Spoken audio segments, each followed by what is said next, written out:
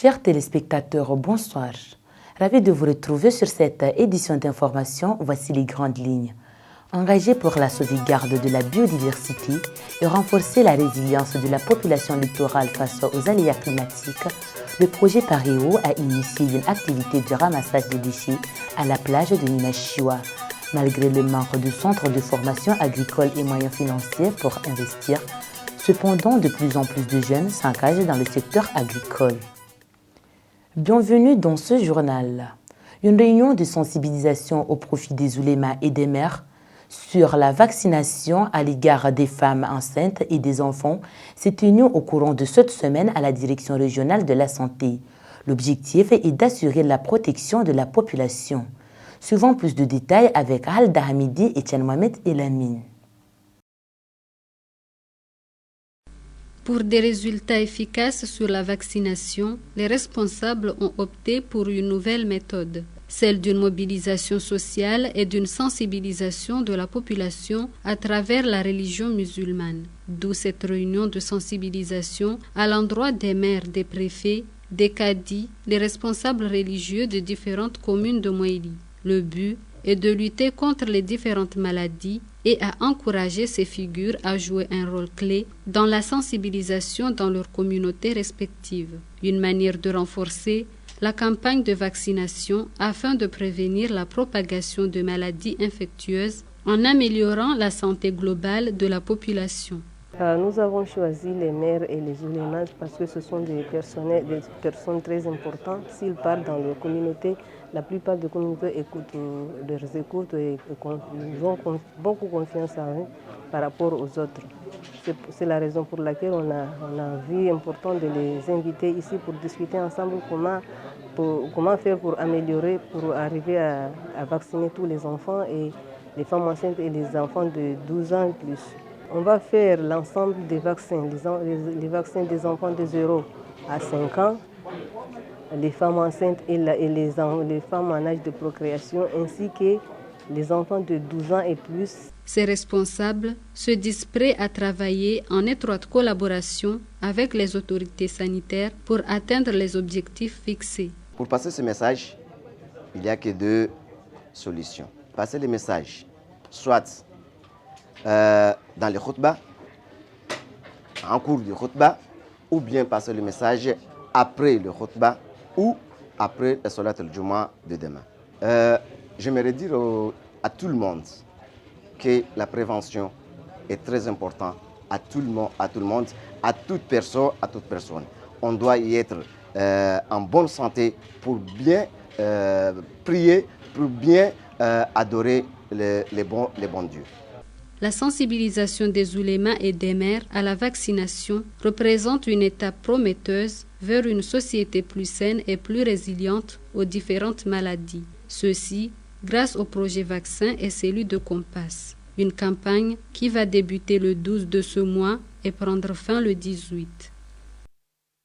Dans une mission de surveillance conjointe, la gendarmerie nationale et la garde-côte ont mené une opération sans précédent pour lutter contre le braconnage de tortues qui menace la faune marine.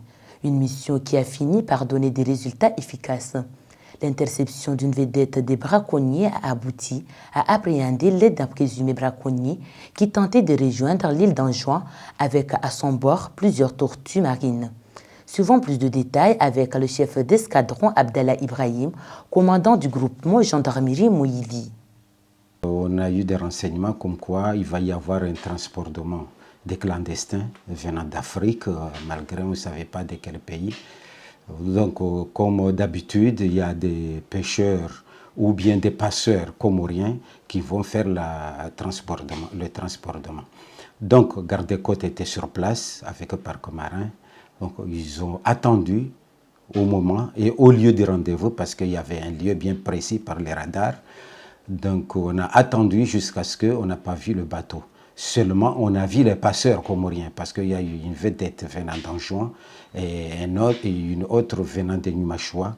Donc, ils ont été interceptés, bien qu'il y a eu un peu de bagarre parce qu'ils n'ont pas voulu être arrêtés.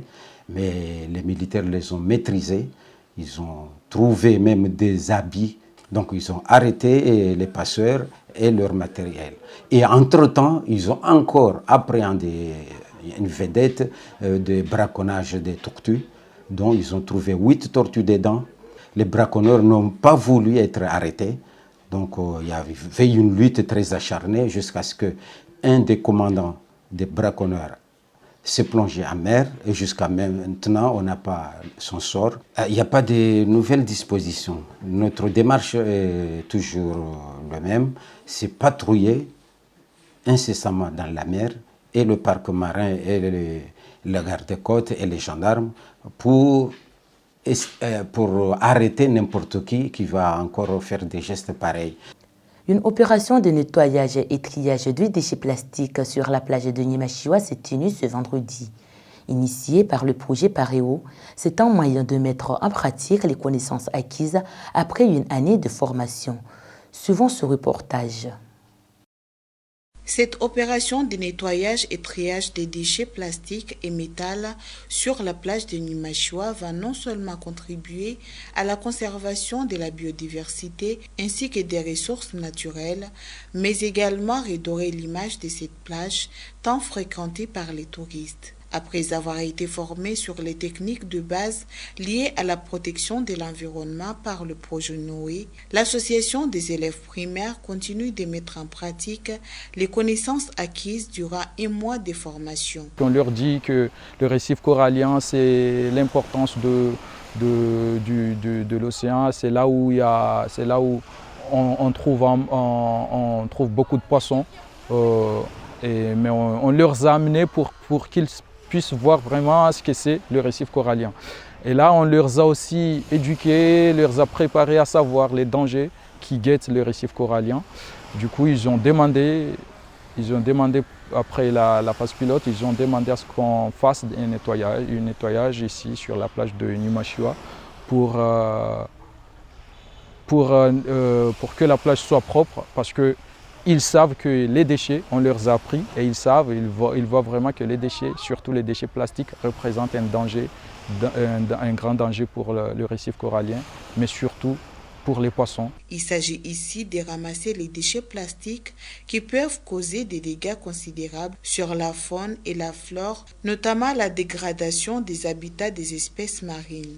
Nous, on est ici tous entre famille, amis, collègues, pour ramasser le déchet, parce que premièrement, c'est pour nous, c'est pour que nous soyons à l'aise à la plage et aussi protéger les êtres vivants qui vivent à la mer comme nous. Le déchet que nous ramassions aujourd'hui, ce sont des déchets plastiques, métal et tout ordure qui peuvent y aller à la mer et détruire les êtres vivants qui vivent aussi. Nous, les êtres humains, nous jetons les ordures partout. On jette soit au marigot, soit à côté de chez nous, soit à la plage. Et dès que la pluie tombe, il y aura des érosions. Ils amèneront tout, ils emporteront tout, le déchet à la mer.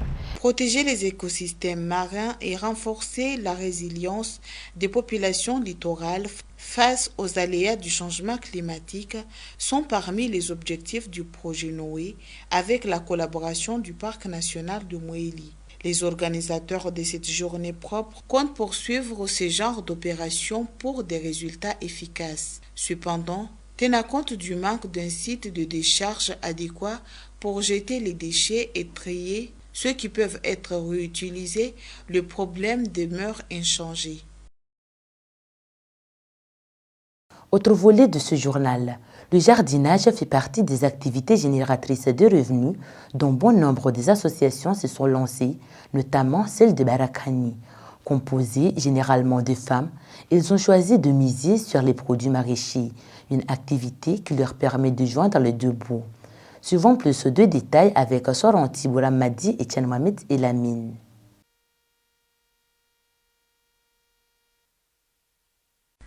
Environ 12 ans depuis que l'association Barakani Plante s'est basée dans ce domaine de maraîchage. Composée de 19 femmes et 8 hommes, cette association ne ménage aucun effort pour promouvoir le secteur agricole. Dans ce champ, Ces responsables de famille font toutes sortes de planches, notamment des salades, patates douces, carottes et autres. Grâce à cette activité, les membres de la dite association arrivent à subvenir leurs besoins quotidiens grâce à leur vente. Étant leur seul gagne-pain, ils comptent accroître cette activité. Pour eux, toute activité pouvant régénérer de moyens est mieux que croiser les bras. C'est pourquoi ils interpellent la population, que ce soit jeune, instruit ou non, d'emboîter le pas. Je conseille aux différentes associations du pays d'embrasser également le secteur agricole puisqu'il est rentable. C'est une manière de lutter contre le chômage et l'insuffisance alimentaire dans le pays. À titre de rappel, cette association a débuté ses activités grâce aux Iraniens. Présentement, c'est le Centre rural de développement économique de Fomboni qui les soutient à développer cette activité. Un soutien sans faille qui les aide à s'investir dans ce domaine pour lutter contre le chômage, mais aussi développer l'économie du pays en garantissant une meilleure sécurité alimentaire avec des produits 100% bio. 45 ans depuis que Sabina exerce le métier de menuisier à Rondroni dans la région de Mlidjili. Il s'est donc désormais donné comme mission de transmettre son savoir-faire à la jeunesse de la localité. Suivons plus de précisions avec Amounibou Amir.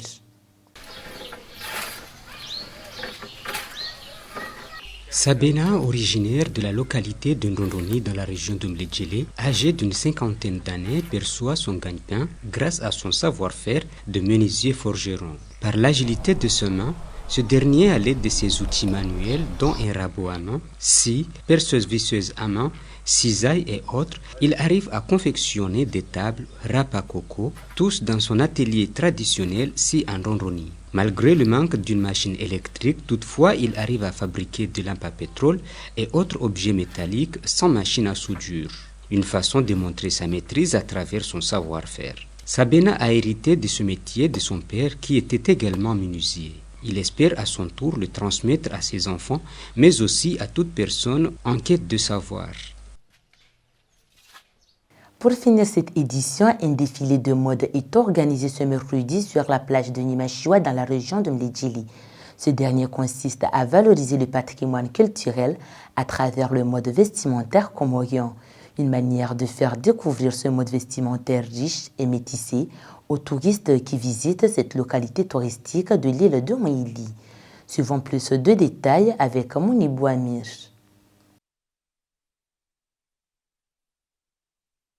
Valoriser les habits traditionnels comoriens a fait l'objet d'un défilé de mode sur la plage de Nimashiwa dans la région de Mlidjili. Mise en place par l'agence de communication Mnaracom en collaboration avec la jeunesse de cette localité, c'est une occasion de faire découvrir la culture mouélienne à travers le mode vestimentaire. Selon les organisateurs, qui comptent réaliser un tournage d'une série qui va illustrer la beauté du mode vestimentaire comorien à travers la réalisation de la série qui portera le nom de Imzuri. Bon, déjà, cinéma, c'est un support de communication qui est très vaste, qui accompagne beaucoup de choses, qui accompagne des slogans, des valorisations, des cultures, des métiers, de beaucoup de choses. Alors nous, on a profité, puisque nous sommes à Moéli, à Nimashiwa, la région touristique. Nimashiwa, c'est là où il y a les îlots. Alors on a préféré de faire sur la plage, pour profiter de l'horizon des îles, la coucher du soleil, des îlots, et aussi valoriser les cultures comoriennes, spécialement ou spécifiquement moéliennes. À savoir qu'après les répétitions de défilés, le tournage de la série de Imzuri débutera dès ce dimanche dans la localité de Nimashiwa, dont la mise en valeur du mode vestimentaire comorien, plus particulièrement moélien, sera au rendez-vous. Une façon de promouvoir ce domaine. C'est la fin complète de ce journal, mais avant de vous quitter, je vous rappelle les titres.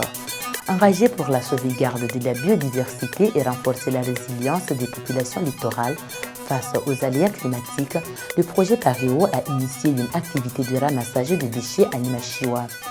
Malgré le manque de centres de formation agricole et moyens financiers pour investir, cependant de plus en plus de jeunes s'engagent dans le secteur agricole. Cette édition a été présentée par l'ensemble de l'équipe de l'RTC Moïli. Merci à tous de l'avoir suivi. Excellente suite de programmes sur votre chaîne nationale. Au revoir et à très bientôt.